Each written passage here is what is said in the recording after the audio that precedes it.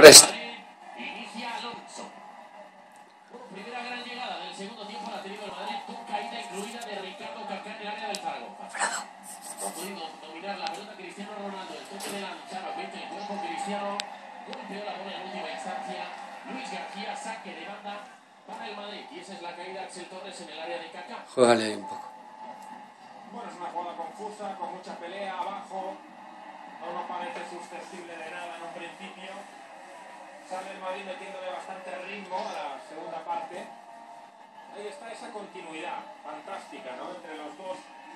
Páralo en un punto. De Alonso a Granero, Granero unos metros por delante de Alonso, es algo en lo que está insistiendo mucho el Madrid. Realmente Alonso es el jugador de la salida.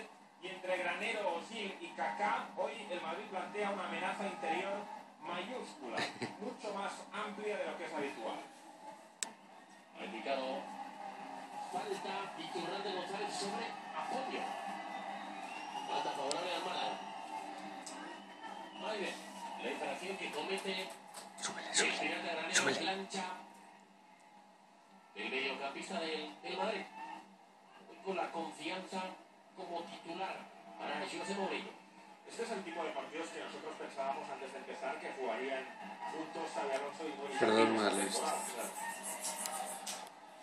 Al lanzamiento de la falta Luis García, 3 para 4 del segundo tiempo, 1-1 en el Bernabéu. Aquí. Súbeselo por el árbol, tías, si suben. Súbeselo aquí primero.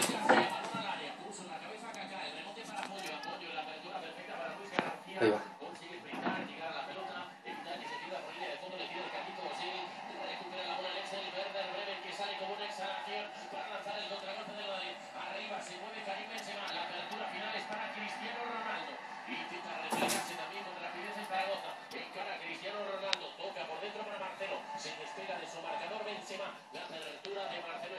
Juégale ahí un poco arriba. Encima, encima. Arriba.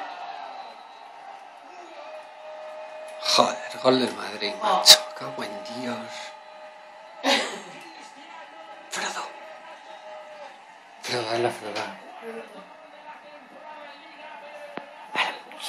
Alfredo, cosh. Venga, sí, Alfredo. Tráele corriendo, que le gusta a él eso. Fredo.